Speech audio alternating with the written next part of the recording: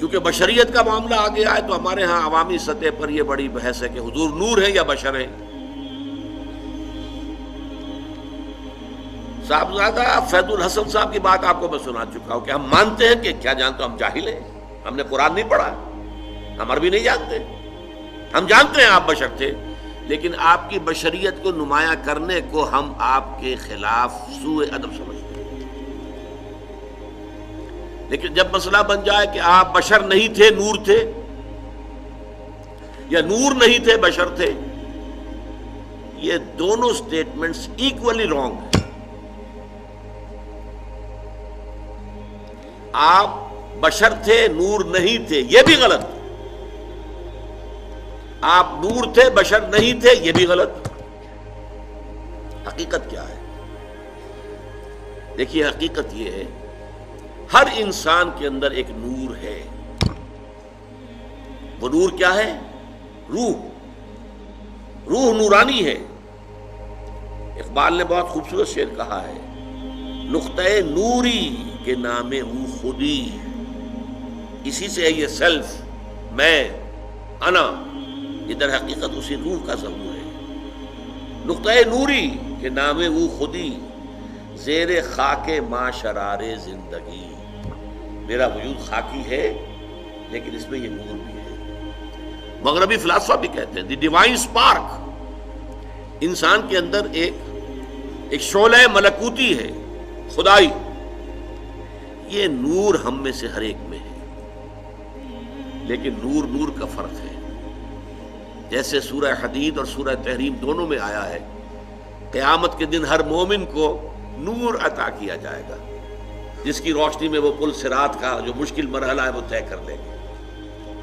لیکن وہ اپنی کوانٹیٹیٹیو اعتبار سے اس کے درجات اتنے مختلف ہوں گے. حضور نے فرمایا کسی کو تو نور ایسا ملے گا کہ مدینے سے اس کی روشنی صنعاء تک جا پہنچے گی، یمن.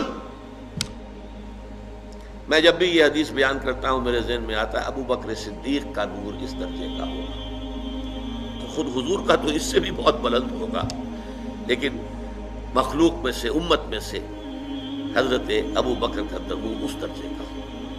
اور کسی کا نور اتنا ہوگا کہ صرف قدموں کے سامنے روشنی ہو جائے گی، جیسے ٹارچ کی روشنی ہوتی ہے. اور یہ بھی بڑا خوش قسمت ہوگا کہ ٹارچ اگر مل جائے تب بھی آدمی راستہ تو چل پڑتا ہے نا، گڑھا تو نظر آ جاتا ہے، گڑھے سے بچ جائے گا، سانپ کے بل سے تو بچ جائے گا، یہ سانپ کا بل ہے اس سے بچ کر نکلے. لہذا وہ بھی بہت بڑا خوش قسمت ہوگا. منافقین وہ ہوں گے جن کو سرے سے کوئی نور نہیں ملے. تو یہی تفاوت ہے ہمارے نور میں، جو میرے اندر نور ہے آپ کے اندر نور ہے. ہم میں سے کسی میں زیادہ ہے، کسی میں کم ہے. محمد عربی کا وہ نور روحانی آپ کے پورے وجود کے اوپر غالب ہے، مستولی ہے، چھایا ہوا ہے. اسی حقیقت کو آپ نے اس طرح بیان فرمایا کہ آپ نے ایک مرتبہ فرمایا کہ ہر انسان کے ساتھ ایک شیطان ہے. کسی نے پوچھ لیا جرت کر کے حضور آپ کے ساتھ بھی ہے؟ فرمایا ہاں ہے، لیکن میں نے اسے مسلمان کر دیا ہے تو صحیح. حضور کی بشریت بھی ہے، بشریت کے تقاضے بھی ہیں، لیکن آپ کی روحانیت ہے اور روحانیت کی نورانیت ہے. وہ بشریت کے اوپر روحانیت اتنی غالب آ گئی ہے کہ اسے ہم کہہ سکتے ہیں کہ آپ مجسم نور تھے، لیکن نفی نہیں کی جائے گی. آپ بشر بھی تھے، نور بھی تھے. آپ بشر بھی تھے، آپ آمنہ اور عبداللہ کی اولاد تھے، بیٹے تھے. آپ عبد المطلب کے پوتے تھے، آپ ہاشمی تھے، قرشی تھے. آپ انسان تھے، آپ کھانا کھاتے تھے، آپ کو تکلیف بھی ہوتی تھی، آپ کے اوپر جادو تک بھی اثر کر جاتا تھا. یہ ہوا ہے. بشریت کی نفی کیسے کر دیں گے؟ آپ کے وار پڑا ہے تو خون کا فوارہ چھوٹا ہے، اور خون زیادہ چلا گیا ہے تو آپ بے ہوش بھی ہوئے ہیں. کیسے نفی کر دیں گے؟ لیکن یہ کہ آپ کی نورانیت جو ہے، روح کی نورانیت، روح محمدی، اس کی نورانیت نے اس پورے وجود بشری کو ڈھانپ لیا ہے. اور اس اعتبار سے ہم کہیں کہ آپ نور مجسم تھے تو کوئی غلط نہیں. تو آپ نور بھی تھے اور بشر بھی تھے. ان میں سے کسی ایک پہلو کی نفی بھی کرنا میرے نزدیک بہت بڑی غلطی ہے. بلکہ میں اسے گمراہی سے بھی تعبیر کروں گا۔ اللہ تعالیٰ کی قدرت اپنی جگہ پر ہے، بغیر کسی ذریعے کے، بغیر کسی سبب کے جو چاہے کر سکتا ہے، لیکن یہ دنیا عالم اسباب ہے۔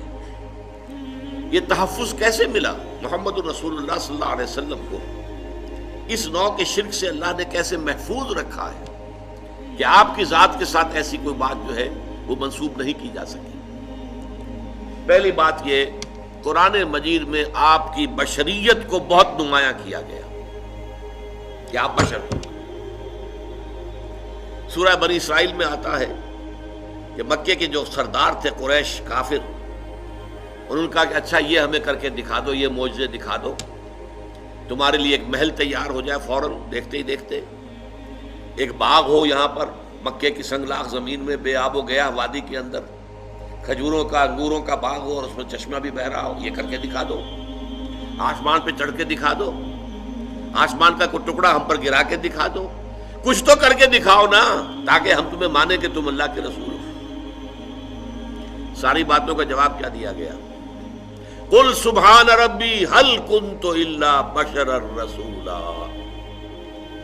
اے نبی کہہ دیجئے میرا رب پاک ہے، وہ سب کچھ کر سکتا ہے، لیکن میں نے تو کبھی دعویٰ نہیں کیا، میں نے خدا ہونے کا دعویٰ تو نہیں کیا، میرا دعویٰ تو یہ ہے کہ میں بشر ہوں، اللہ کا اور رسول ہوں، میں بشر ہوں اور اللہ کا رسول ہوں، یہ دعویٰ ہے میرا۔ یہی دیکھیے آپ آخری آیت سورہ کہف کی، قل انما انا بشر مثلکم، اے نبی کہہ دیجئے، کان کھول دیجئے، ان کے ڈنکے کی چوٹ کہہ دیجئے، میں ایک بشر ہوں تم جیسا، یوحی الی، ہاں مجھ پر وحی کی جاتی ہے، میرا اور تمہارا جو ہے فرق ہے وہ یہ ہے، تمہارے لیے علم صرف یہی ہے جو حواس خمسہ سے اور عقل سے حاصل ہو جاتا ہے، بس میرے پاس ایک اور ذریعہ علم ہے، وہ وحی کا ہے، یوحی الی، میں ہوں تو بشر تم جیسا، قل انما انا بشر مثلکم یوحی الی، مجھ پر وحی کی جاتی ہے، انما الہکم الہ واحد، کہ تمہارا الہ تو بس ایک ہی الہ ہے، ایک ہی معبود ہے جو تنہا ہے، اکیلا۔ تو بشریت کو نمایاں کرنا حضور صلی اللہ علیہ وسلم کی قرآن مجید میں جو بار بار آتا ہے، یہ ایک ذریعہ بن گیا کہ وہ تصورات دوسرے جو ہیں وہ لا کر شامل نہ کیے جا سکیں۔ اس معاملے میں سورہ تغابن کی 2 آیات جو بڑی اہم ہیں، وہاں فرمایا گیا ہے کہ پچھلی جو قومیں آئیں جن کے پاس رسول آئے، جب رسول ان کے پاس آئے اور وہ انہوں نے کفر کیا تو کیا کہا انہوں نے؟ اب بشر یہدوننا فکفروا وتولوا واستغنى اللہ، کیا بشر ہمیں ہدایت دیں گے؟ ہمیں ہدایت دینے کے لیے فرشتہ آتا تو ہم مان لیتے، یہ تو ہمارے جیسا بشر ہے، اس کے بھی 2 ہاتھ ہمارے بھی 2 ہاتھ، اس کے بھی 2 آنکھیں ہماری بھی 2 آنکھیں، اس کو بھی پیٹ لگا ہوا ہے کھانے کو مانگتا ہے، ہمارا بھی پیٹ ہے کھانے کو مانگتا ہے، یہ بھی بازاروں میں گھومتا پھرتا ہے، مال ھذا الرسول یمشی فی الاسواق ویاکل الطعام، کھانا کھاتا ہے بازاروں میں گھومتا ہے، تو یہ رسول کیسے ہو سکتا ہے؟